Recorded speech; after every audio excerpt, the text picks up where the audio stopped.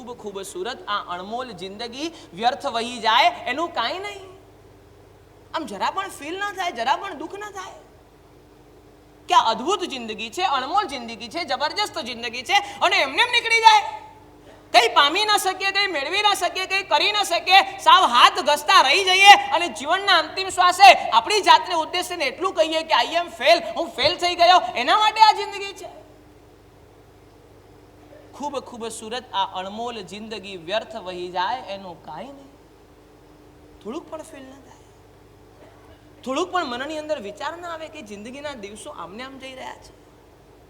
સમય કેટલો ફાસ્ટ જાય છે. ગયા અઠવાડિયે, ગયા રવિવારે આપણે મળ્યા ને અઠવાડિયાની અંદર 7 દિવસ પૂરા થઈ ગયા. ખાલી જિંદગીની વાત જવા દો, વર્ષોની વાત જવા દો, દિવસોની વાત જવા દો, ખાલી અઠવાડિયાનું ઓબ્ઝર્વેશન કરો ને તો તમને ખ્યાલ આવશે કે 7 દિવસ એમને પૂરા થયા. શું મેળવ્યું, શું પ્રાપ્ત કર્યું, શું કર્યું? કશું જ નહીં. બસ હાથ ઘસતા રહી ગયા, સમય નીકળી ગયો. બરાબર સમજો, જીવન અદ્ભુત છે. બહુ હલકામાં આપણે જીવનને લઈએ છીએ, બહુ સરળતાથી જીવનને જીવીએ છીએ. થોડું પણ વિચારતા નથી, થોડા પણ ગંભીર થતા નથી, થોડા પણ જીવનના માધ્યમથી સિરિયસ થતા નથી. અને ત્યારે લખનારે બહુ સરસ મજાની પંક્તિ લખી કે ખૂબસૂરત આ અણમોલ જિંદગી વ્યર્થ વહી જાય એનું કાંઈ નહીં. વસ્તુ ખોવાય તો થાય અહીં વેદના અને વર્ષો ખોવાય એનું કાંઈ નહીં. વસ્તુ ખોવાય તો થાય અહીં વેદના. સરસ મજાનો એપલનો ફોન લીધો હોય, કયું છે લેટેસ્ટ મોડેલ હમણાં ભાઈ? કયું છે? 17 Pro Max. અને હવે તો બધા ઘણા લોકો 18 ની તૈયારીમાં હશે. ઓક્ટોબર મહિનો નજીક આવે છે ને.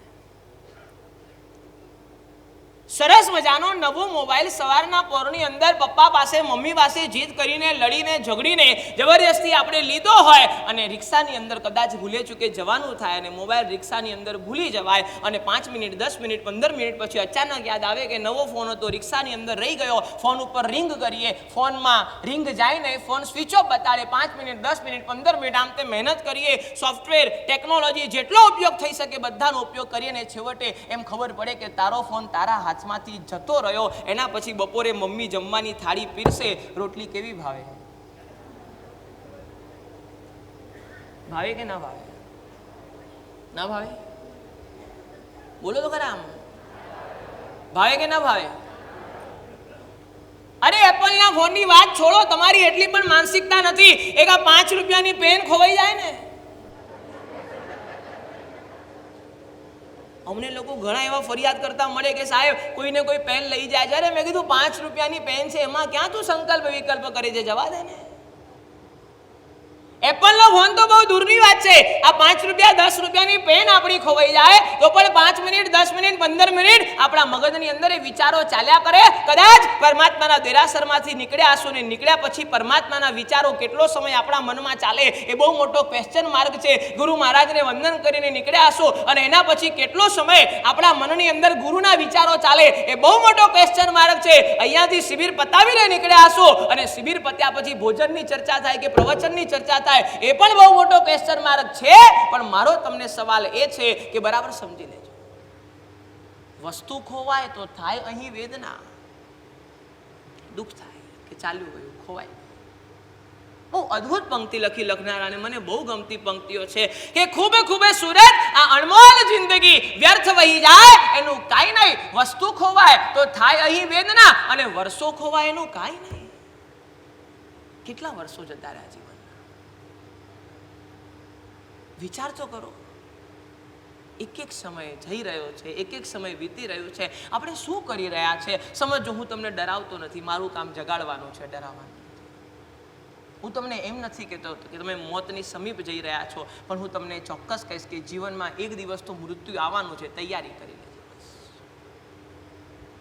સાધુ ડરાવે નહીં, સાધુ જગાડે.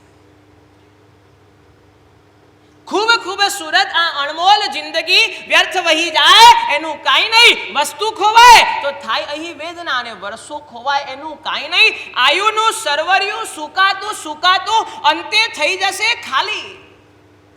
અદ્ભુત પંક્તિઓ લખે છે.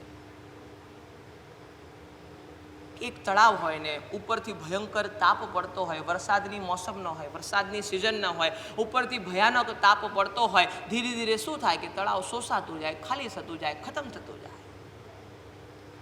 આ આયુષ્ય કર્મનો તાપ ઉપરથી પડે છે ને આપણું જીવન તળાવ છે, દિવસે દિવસે એક એક વર્ષ, એક એક કલાક, એક એક મિનિટ ઓછી થતી જાય છે.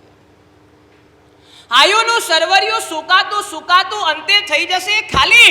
વર્ષોના વર્ષો વીત્યા છતાં પણ ઈચ્છાના ખપ્પર તો ખાલી. વર્ષો વીતી ગયા છતાં પણ તમારી કેટલી ઈચ્છાઓ પૂરી થઈ વિચાર કરો. હંમેશા પૂરી થઈ એના કરતાં હજુ બાકી છે એનું લિસ્ટ હંમેશા મોટું હોય છે. તમારી પાસે ઘણી બધી પૂરી થઈ જશે છતાં પણ હજી ઘણું બાકી છે એનું લિસ્ટ તમારી પાસે ઘણું મોટું હોય છે. અને માટે લખનારાએ બહુ અદ્ભુત પંક્તિ લખી કે ખૂબ ખૂબ સુરત આ અણમોલ જિંદગી વ્યર્થ વહી જાય એનું કાંઈ નહીં. વસ્તુ ખોવાય તો થાય અહીં વેદના અને વર્ષો ખોવાય એનું કાંઈ નહીં. આયુનું સરવરિયું સુકાતું સુકાતું અંતે થઈ જશે ખાલી. વર્ષોના વર્ષો વીત્યા છતાં પણ ઈચ્છાના ખપ્પર તો ખાલી. સોનાની લાહેમાં શાંતિના શ્વાસ બધા ગીરવે મુકાય એનું કાંઈ નહીં. શું કરવાનું, શું મેળવ્યું? સોનું એટલે સંપત્તિ, સોનું એટલે સમૃદ્ધિ, સોનું એટલે આપણી પાસેના સાધનો, સોનું એટલે આપણા જીવનની જે પણ બધી જ વસ્તુ આપણે ભાગીએ છીએ, દોડીએ છીએ, પ્રયાસ કરીએ છીએ, પ્રયત્ન કરીએ છીએ, પુરુષાર્થ કરીએ છીએ, એ બધી જ વસ્તુ. અને અદ્ભુત પંક્તિ લખી કે સોનાની લાયમાં શાંતિના શ્વાસ બધા ગીરવે મુકાય એનું કાંઈ નહીં. વસ્તુ ખોવાય તો થાય અહીં વેદના અને વર્ષો ખોવાય એનું